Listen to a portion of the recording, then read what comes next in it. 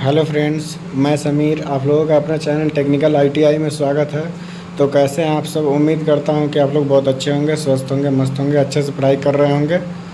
तो गाइस, हम लोग जो है 9 नंबर चैप्टर का जो है पार्ट 5 जो है कवर कर चुके थे। आज हम लोग पार्ट 6 देखेंगे, ठीक है?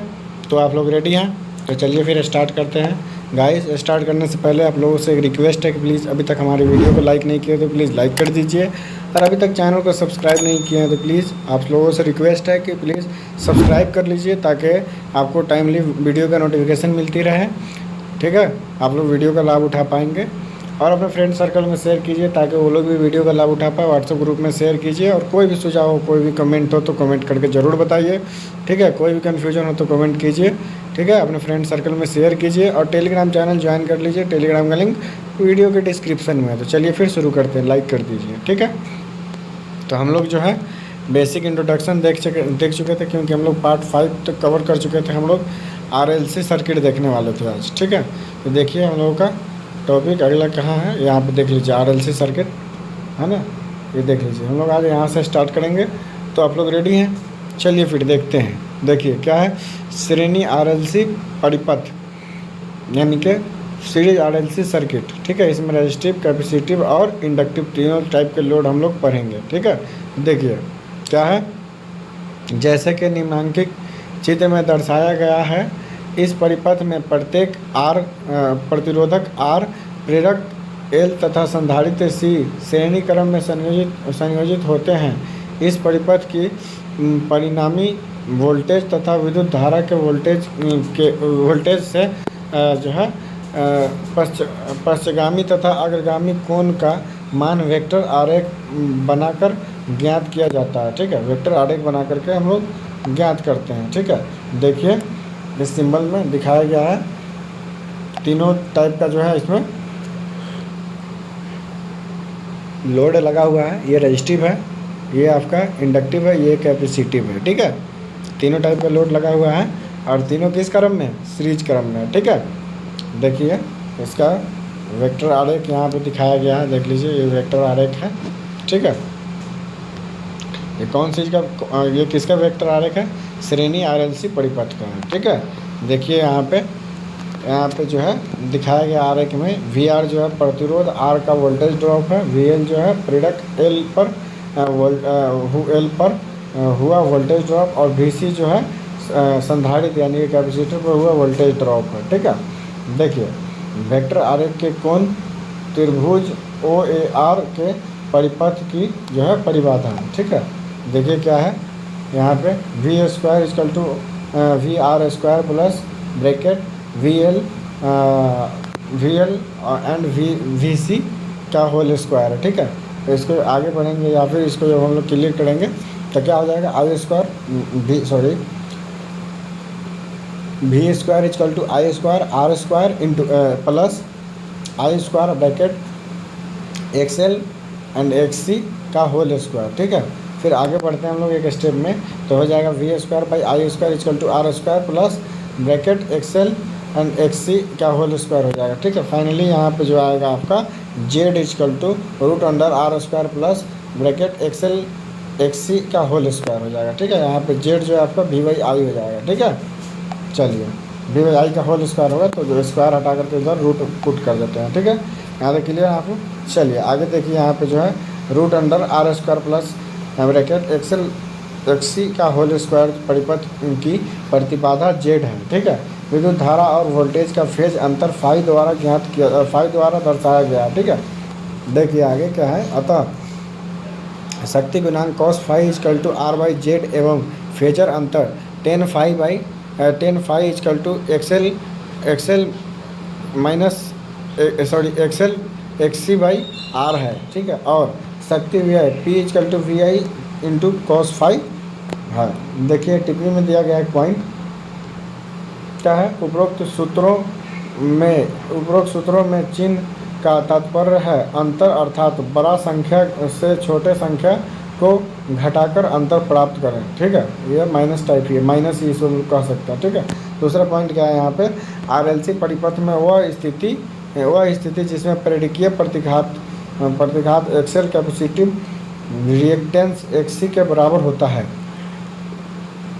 अर्थात एक्सएल इजकल टू एक्सी, यानी कि इस फॉर्मूला पुट हो, मतलब ये जो है एक्सएल जो है एक्सी के बराबर है। तो यह सुनिश्चित यह सुनिश्चित रेजोनेंस कहलाती है, तथा इस स्थिति में आवृत्ति को रेजोनेंस आवृत्ति कहते हैं। ठीक है, आगे देखिए आगे क्या है।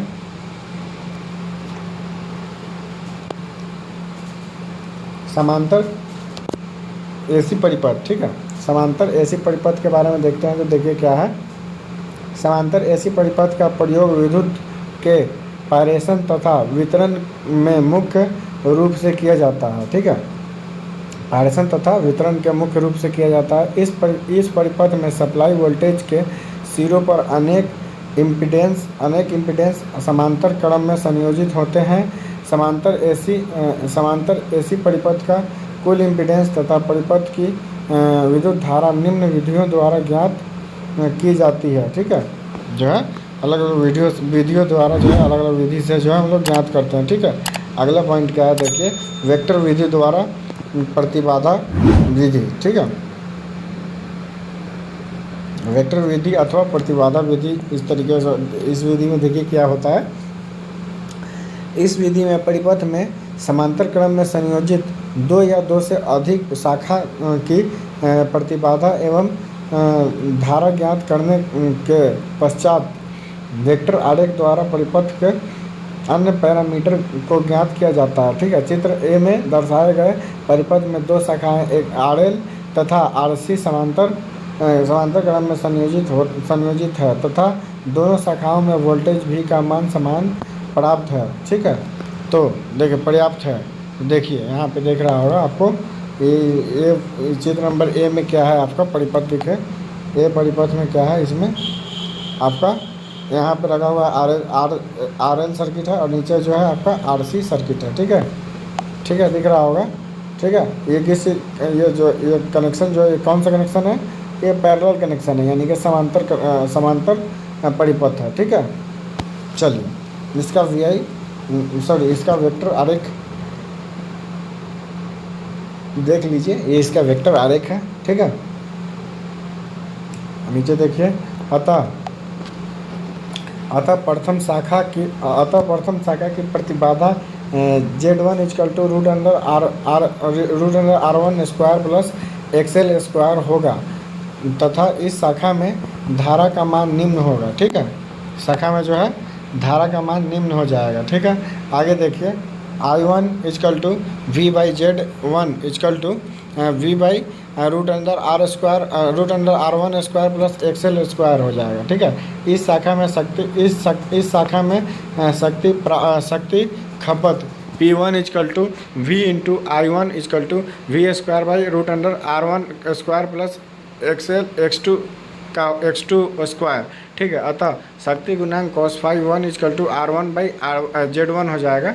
और यहाँ पे जो आपका कॉस, यहाँ पे जो है कॉस को इजकल टू के उस तरफ लेके जाएंगे तो क्या हो जाएगा, फाई 1 इजकल टू कॉस के power -1 into R1 by RZ हो जाएगा। ठीक है, अतः वेक्टर आरेख के अनुसार आर एल शाखा में धारा I1 वोल्टेज V से फाई 1 कोण पर पश्चगामी होगा। इस प्रकार दूसरी शाखा में प्रतिबाधा Z equal to root under R2 square plus XC square तथा शाखा में प्रवाहित धारा जो होगा आपका V2 निम्न होगा। ठीक है, इसमें क्या है देखिए, V2 equal to V by Z2 equal to आपका V square by root under R2 square plus RC square हो जाएगा। ठीक है, आगे देखिए, इसमें क्या है, RC शाखा में जो है शक्ति खपत जो होगा P2 इजकल टू VI2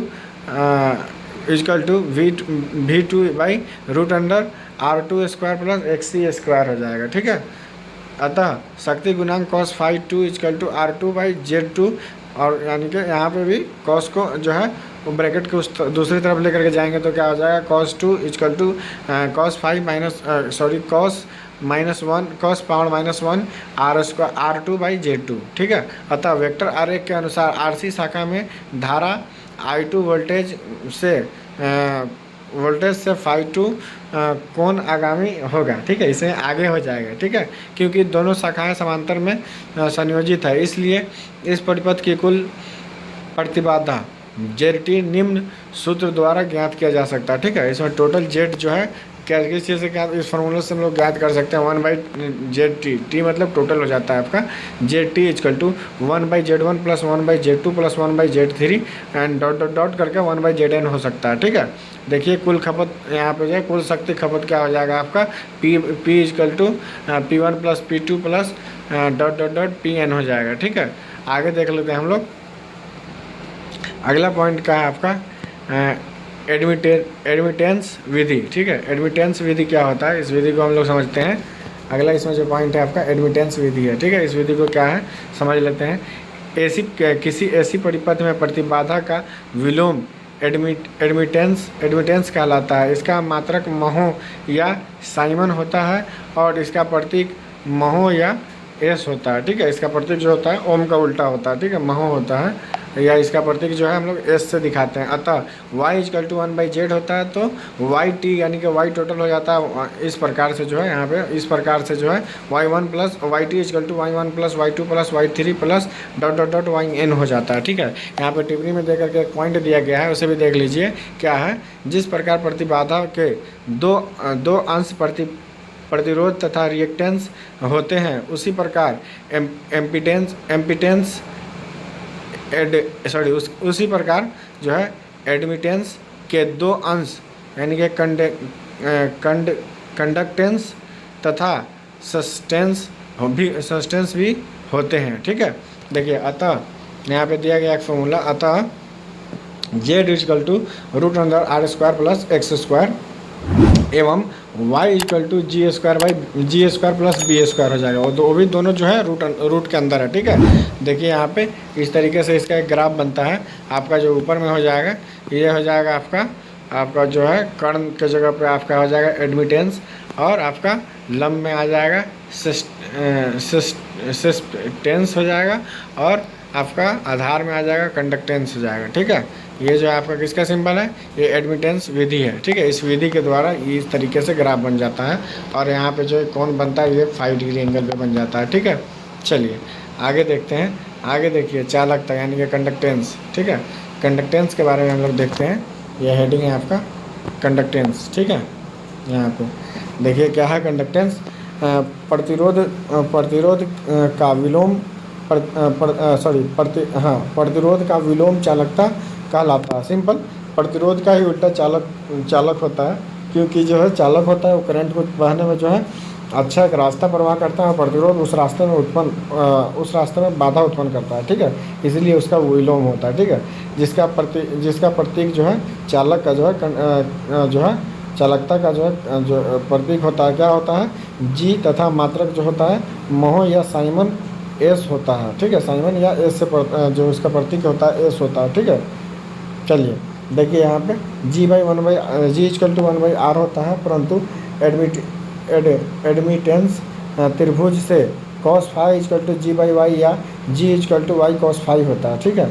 चूँकि यहाँ पे g equal to 1/z into 1/z into r/z equal to g equal to r/z² bracket, क्योंकि y इजकल टू 1/z तथा cos phi is equal to z/r होता है, ठीक है। ये भी आपका ब्रैकेट में होता है, ठीक है। यहाँ तक क्लियर है। आगे देखिए ये है सस्पेंटेंस क्या होता है, इसके बारे में देख लीजिए।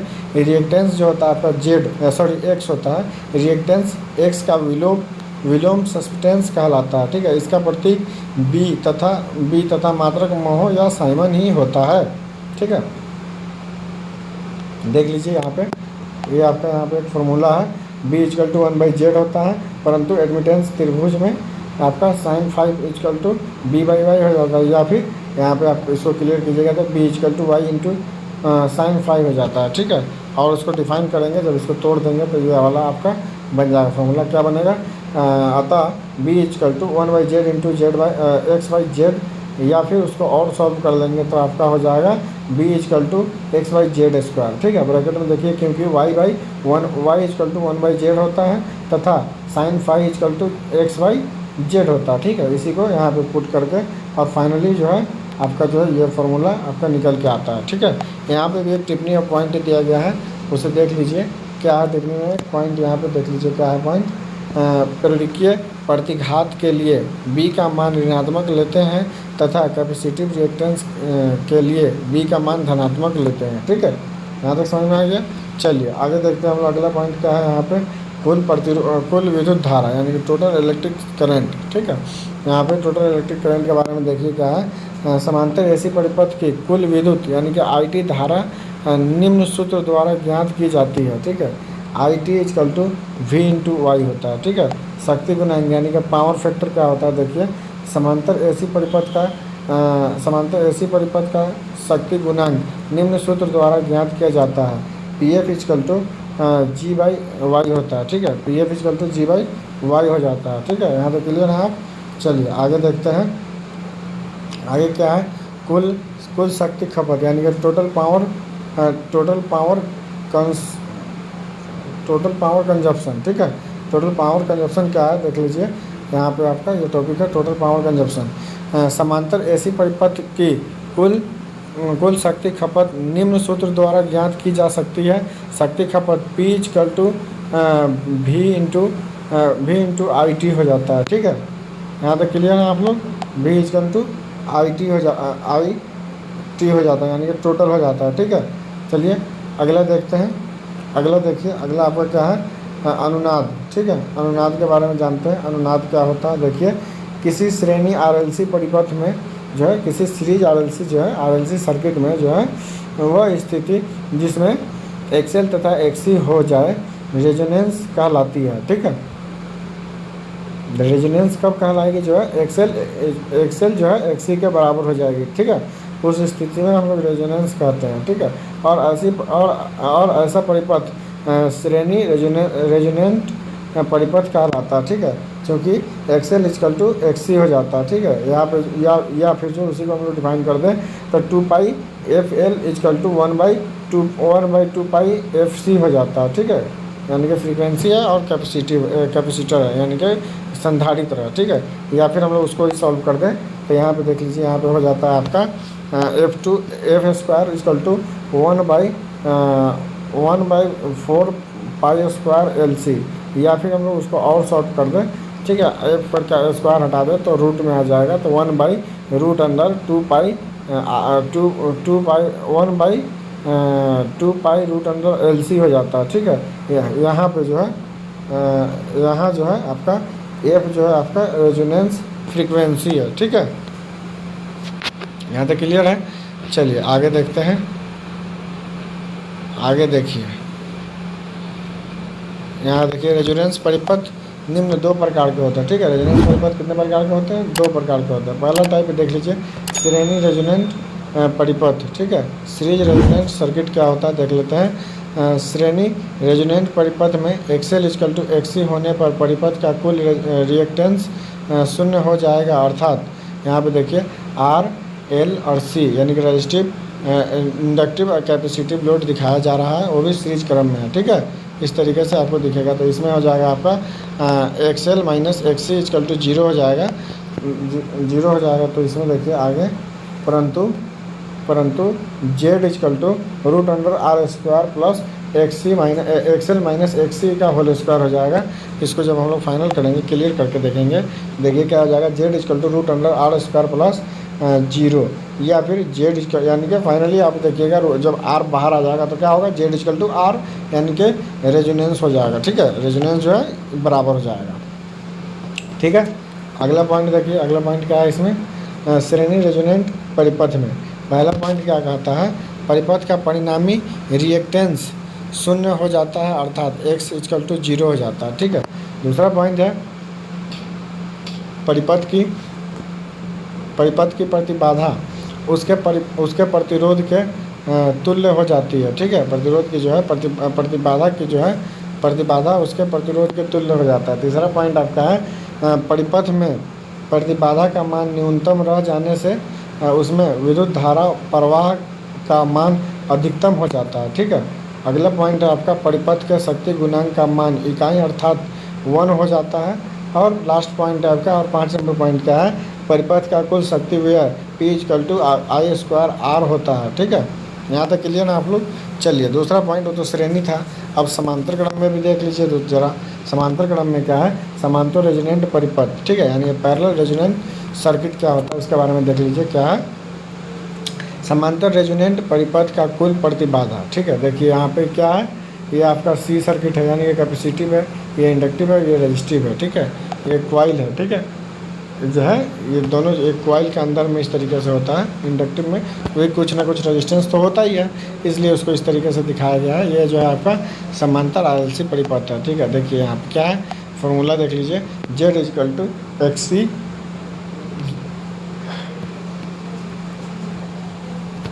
Z = XL × XC/√R² plus bracket XL - XC का होल स्क्वायर हो जाएगा। ठीक है, यहाँ पे देखिए क्या है, परंतु रेजोनेंस स्थिति में XL = XC होता है, अतः आपका Z = XL × XL/R हो जाएगा, या Z = XL² R होता है। ठीक है, यहाँ तक क्लियर है। चूँकि XL = XC हो जाएगा। ठीक है, बड़ा XL = XC क्या हो जाएगा, दोनों जो है एक दूसरे के बराबर हो जाएगा। ये रेजोनेंस स्थिति में आ जाएगा। ठीक है, देखिए अगला पॉइंट क्या है आपका, अगला पॉइंट है आपका समांतर रेजोनेंस की प्रतिबाधा। देखिए यहाँ पे समांतर रेजोनेंस परिपथ में पहला पॉइंट क्या है, परिपथ की प्रतिबाधा अधिकतम हो जाती है। परिपथ की जो है प्रतिबाधा क्या हो जाती है, अधिकतम हो जाती है। दूसरा पॉइंट क्या है, परिपथ में प्रतिबाधा का मान अधिकतम हो जाने के कारण जो है कर्नट का मान जो है न्यूनतम रह जाता है। ठीक है, और लास्ट और तीसरा नंबर पॉइंट क्या कहता है, परिपथ के शक्ति गुणांक का मान इकाई अर्थात 1 हो जाता है। ठीक है, टिप्पणी में भी एक पॉइंट दिया गया है, क्या है उसे भी देख लीजिए। श्रेणी एवं समांतर रेजोनेंट परिपथों का उपयोग इलेक्ट्रॉनिक उपकरणों में क्रमशः बैंड पास एवं बैंड स्टॉप फिल्टर सर्किट्स के रूप में भी किया जाता है। ठीक है, यहाँ पे क्लियर है आप लोग। चलिए आगे देखते हैं। आगे देखिए अगला पॉइंट क्या है आपका, फेज प्रणाली यानी कि फेज सिस्टम। ठीक है, अगला यहाँ से हम लोग देखेंगे फेज सिस्टम के बारे में। तो देखिए फेज सिस्टम क्या होता है उसके बारे में हम लोग देख लेते हैं एक बार। देखिए विद्युत सप्लाई को सुचारू रूप में अपनी आवश्यकता के अनुसार प्रयोग करने के लिए फेज प्रणाली की व्यवस्था की गई है। इसमें सदैव एक न्यूट्रल तार का प्रयोग किया जाता है तथा फेजों की संख्या के आधार पर विभिन्न प्रकार की फेज प्रणालियों को वर्गीकृत किया जाता है। ठीक है, अलग अलग प्रणाली को जो है फेज को वर्गीकृत किया जाता है। ठीक है, अगला पॉइंट आपका अगला लाइन है इसमें, विद्युतीय उपकरणों को सप्लाई देने के लिए मुख्य 2 प्रकार के फेज प्रणाली का प्रयोग किया जाता है। निम्न जिसका विस्तृत वर्णन दिया गया है। देखिए किस टाइप का है, 2 प्रकार का क्या दिया जाता है, एक सिंगल फेज होता है और दूसरा 3 फेज होता है। तो पहले यहाँ पे देखिए सिंगल फेज के बारे में देख लेते हैं हम लोग। यह क्या है, सिंगल फेज प्रणाली यानी कि सिंगल फेज सिस्टम। ठीक है, इसमें देखिए सिंगल फेज सिस्टम दिया गया है।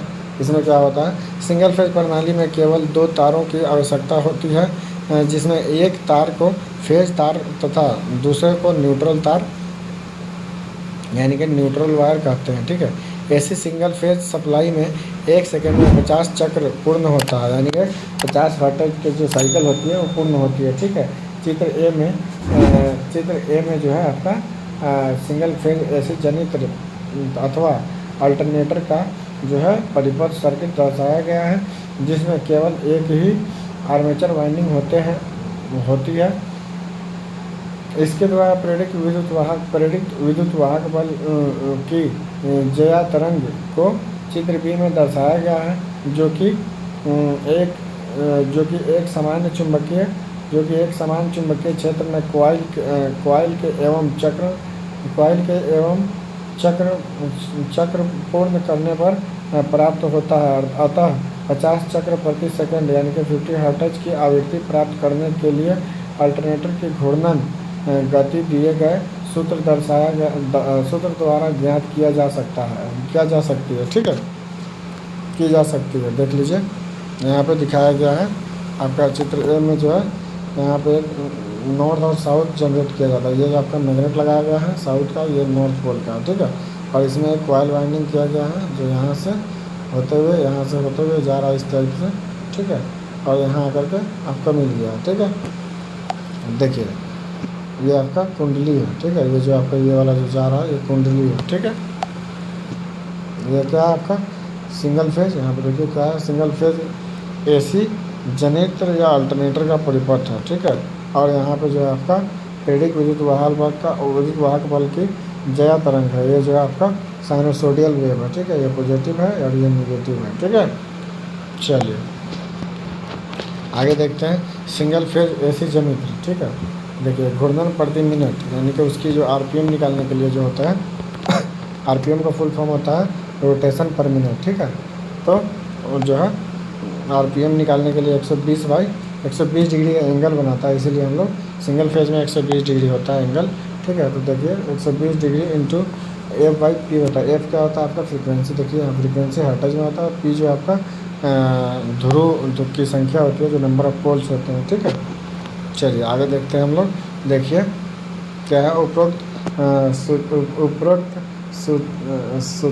सूत्रानुसार 2 ध्रुवों वाले अल्टरनेटर से 1000 हर्ट्ज की सिंगल फेज सप्लाई प्राप्त करने हेतु घूर्णन गति प्रति मिनट निम्न होगी।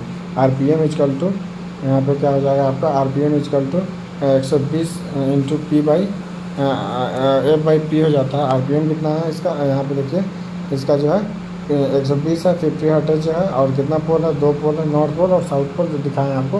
तो जो आपका आरपीएम कितना निकल के आएगा 3000 आरपीएम आ गया, ठीक है। देखिए क्या है उपरोक्त सूत्र के अनुसार 4 ध्रुवों के लिए घूर्णन गति 1500 आरपीएम होता है, ठीक है। क्यों, क्योंकि P यहाँ पर 2 था, यहाँ पे 4 ध्रुव हो जाएगा। तो सिंपल है, यहाँ पे डिवाइड कर देंगे जब हम लोग इसको, तो कितना आ जाएगा, सिंपल है, ये जो आपका 1500 हो जाएगा, आधा हो जाएगा, ठीक है। इसी चीज़ को इस लाइन में दिखाया गया, बताया गया है, ठीक है। यहाँ तो क्लियर है आप लोग। चलिए अगला हम लोग देखेंगे।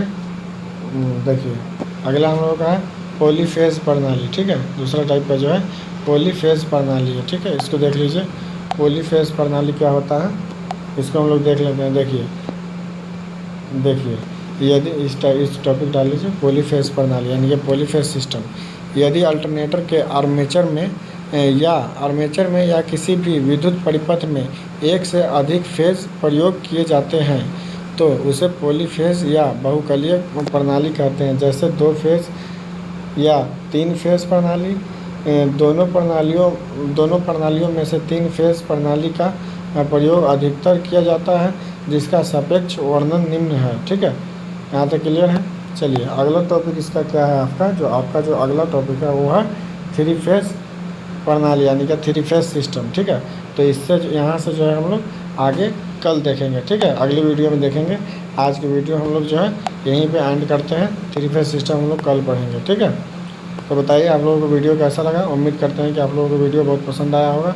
तो प्लीज़ अगर अभी तक लाइक नहीं किया है तो लाइक कर दीजिए और चैनल को सब्सक्राइब नहीं किया तो सब्सक्राइब कर दीजिए। कोई भी सुझाव हो, कोई भी कमेंट हो, कोई भी कन्फ्यूजन हो तो कमेंट बॉक्स में ज़रूर कमेंट करके बताइए, ठीक है। आप लोगों के लिए और भी अच्छे कंटेंट और भी सुधार करने की कोशिश करेंगे, ठीक है। और आपने फ्रेंड सर्कल में अभी तक शेयर नहीं किया तो प्लीज़ शेयर कीजिए। व्हाट्सएप ग्रुप में शेयर कीजिए ताकि जो है वीडियो का फ़ायदा जो है आप फ्रेंड्स भी उठा पाएँ, ठीक है। और टेलीग्राम चैनल अभी तक ज्वाइन नहीं किया तो प्लीज़ ज्वाइन कर लीजिए टेलीग्राम चैनल। वीडियो का जो है लिंक वहाँ पे भी प्रोवाइड करा दिया जाएगा और आपको जो है PDF जो है प्रोवाइड वहीं पे कराया जाएगा। जो भी MCQ कराते हैं आपको उसका जो है PDF प्रोवाइड आपको वहीं पे करा दिया जाएगा, ठीक है। टेलीग्राम चैनल पर टेलीग्राम का लिंक जो है वीडियो के डिस्क्रिप्शन में है, तो वहाँ से जाकर के ज्वाइन कर लीजिए टेलीग्राम, ठीक है। फिर मिलते हैं आप लोगों से अगली वीडियो में। जब तक के लिए आप लोग अपना ध्यान रखिए, स्वस्थ रहिए, मस्त रहिए, ठीक है। Ta-ta bye bye.